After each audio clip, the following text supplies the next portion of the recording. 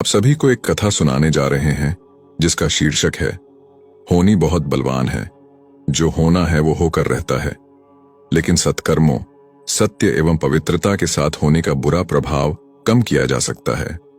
अभिमन्यु के पुत्र राजा परीक्षित थे। राजा परीक्षित के बाद उनके लड़के जन्मेजय राजा बने। एक दिन जन्मेजय वेद व्यास जी के पास बैठे थे। बातों ही बातों में जन्मेजय ने कुछ नाराजगी से वेद व्यास जी से कहा कि जहां आप समर्थ थे और स्वयं भगवान श्री कृष्ण थे, भीष्म पितामह, गुरु द्रोणाचार्य, कुलगुरु कृपाचार्य जी, धर्मराज युधिष्ठिर जैसे महान लोग उपस्थित थे, फिर भी आप महाभारत के युद्ध को होने से नहीं रोक पाए और देखते देखते अपार जनधन की हानि हो गई। यदि मैं उस समय रहा होता तो अपने पुरुषार्थ से इस विनाश को होने से बचा लेता। अहंकार से भरे जन्मेजय के शब्द सुनकर भी व्यास जी शांत रहे। उन्होंने कहा, पुत्र, अपने पूर्वजों की क्षमता पर शंका न करो। यह विधि द्वारा निश्चित था जो बदला नहीं जा सकता था। यदि ऐसा हो सकता तो श्री कृष्ण में ही इतनी सामर्थ्य थी कि वे युद्ध को रोक सकते थे। जन्मेजय अपनी बात पर अड़ा रहा और बोला, मैं इस सिद्धांत को नहीं मानता। आप तो भविष्यवक्ता हैं, मेरे जीवन की होने वाली किसी होनी को बताइए, मैं उसे रोककर प्रमाणित कर दूंगा कि विधि का विधान निश्चित नहीं होता। व्यास जी ने कहा, पुत्र, यदि तू यही चाहता है तो सुन। कुछ वर्ष बाद तू काले घोड़े पर बैठकर शिकार करने जाएगा। दक्षिण दिशा में समुद्र तट पर पहुंचेगा। वहां तुम्हें एक सुंदर स्त्री मिलेगी जिसे तू महलों में लाएगा और उससे विवाह करेगा। मैं तुमको मना करूंगा कि ये सब मत करना, लेकिन फिर भी तुम ये सब करोगे। इसके बाद उस लड़की के कहने पर तू एक यज्ञ करेगा। मैं तुमको आज ही चेता रहा हूं कि उस यज्ञ को तुम वृद्ध ब्राह्मणों से कराना, लेकिन वह यज्ञ तुम युवा ब्राह्मणों से कराओगे। और जन्मेजय ने हंसते हुए व्यास जी की बात काटते हुए कहा कि मैं आज के बाद काले घोड़े पर ही नहीं बैठूंगा तो ये सब घटनाएं घटित ही नहीं होगी।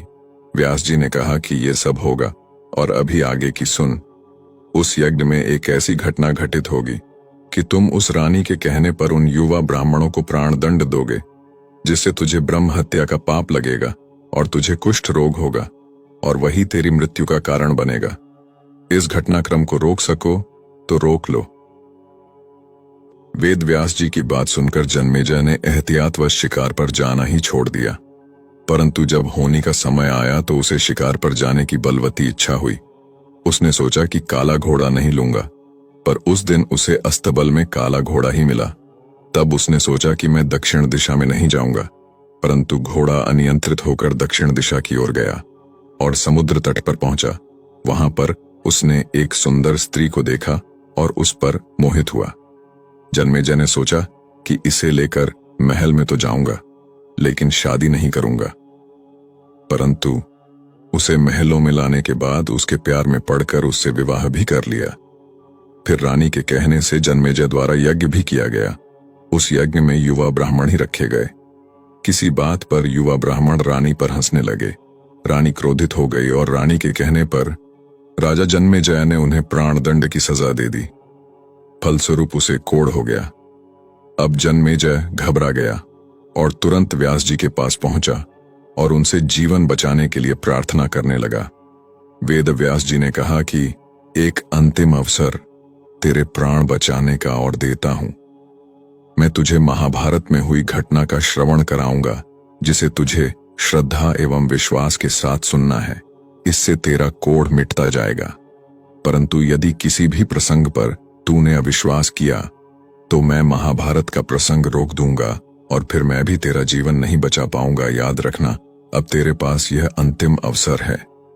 अब तक जन्मेजय को व्यास जी की बातों पर पूरा विश्वास हो चुका था, इसलिए वह पूरी श्रद्धा और विश्वास से कथा श्रवण करने लगा।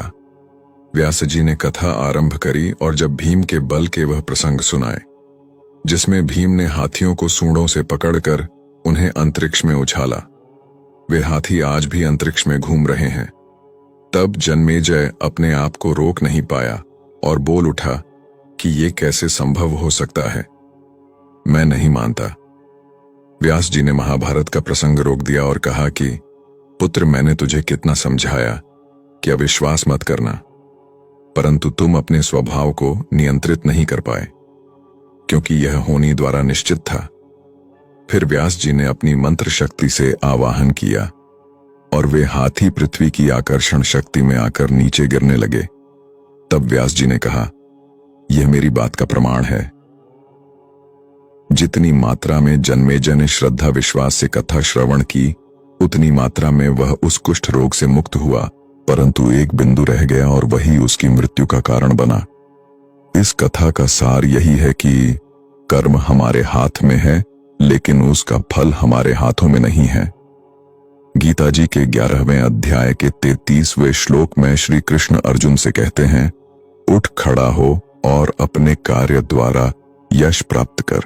यह सब तो मेरे द्वारा पहले ही मारे जा चुके हैं, तू तो केवल निमित्त बना है। मनुष्य चाहे लाख उपाय कर ले, लेकिन होनकार होकर ही रहेगा। होनी को टाला नहीं जा सकता, लेकिन उत्तम कर्म व ईश्वर नाम जाप से होनी के प्रभाव को कम किया जा सकता है। सूरज सारे संसार के सिर पर तपता है, क्योंकि सूरज के भाग्य में फिरना ही लिखा है। लेकिन चंद्रमा जैसे निर्मल देवता पर भी बुरे आचरण का दाग लगा है। समुद्र बहुत बड़ा, किंतु समुद्र का पानी खारा होने से कोई नहीं पीता है। संसार में होने वाला है वो होकर ही रहेगा, किसी के टाले से नहीं टलता है। भगवान शिव आराधना करने वालों को धन पुत्र आदि सुख देते हैं, लेकिन स्वयं शरीर में भस्मी लगाते हैं। वन में सीता जी का हरण हो गया, इधर पिता दशरथ का निधन हो गया, लेकिन राम जी वन में विचरण करने लगे। होना है जो होकर रहेगा, मनुष्य चाहे लाख उपाय कर ले। कृष्ण का जन्म जेल में हुआ, जब गीत गाने वाला कोई नहीं था। वहीं लड़ाई के दौरान मैदान में मृत्यु हुई, जब रोने वाला कोई भी नहीं था। किसी से भी होनी नहीं टलती है। माता का हृदय इतना विशाल होता है कि वह अपने पुत्र के सभी अपराधों को क्षमा कर देती है। यदि बालक दुखी है, तो बालक के दुख को देखकर उसकी मां भी दुखी हो जाती है। बालक प्रसन्न होने पर मां का भी मन प्रसन्न हो जाता है। ईश्वर अपने भक्तों और साधनों के दुख को उसी प्रकार दूर करता है, जैसे माता अपने पुत्र के दुख को दूर करने के लिए तत्पर रहती है। ईश्वर का भजन एक मां के रूप में करो, तो ईश्वर उसी प्रकार मनुष्य की रक्षा करते हैं। जीवन में बहुत से अनसुलझे सवाल होते हैं, जिसका हम विश्वसनीय जवाब चाहते हैं। यह भी उसी प्रकार का प्रश्न है। गुरु ग्रंथ साहिब में जो लिखा है वह सब सत्य है। इसके बारे में एक पंक्ति गुरु ग्रंथ साहिब में शोभित है, मेरी बांधी भक्त छुड़ावे, बांधी भक्त ना छूटे मोहे। अर्थात जो मैंने निश्चित किया वह मेरे भक्त परिवर्तित कर सकते हैं, पर मेरे प्रिय भगत जो निश्चित करते हैं उसे मैं बदल नहीं सकता। इस प्रकार परमेश्वर ने अपने भक्तों और संतों से प्रेम का वर्णन किया है।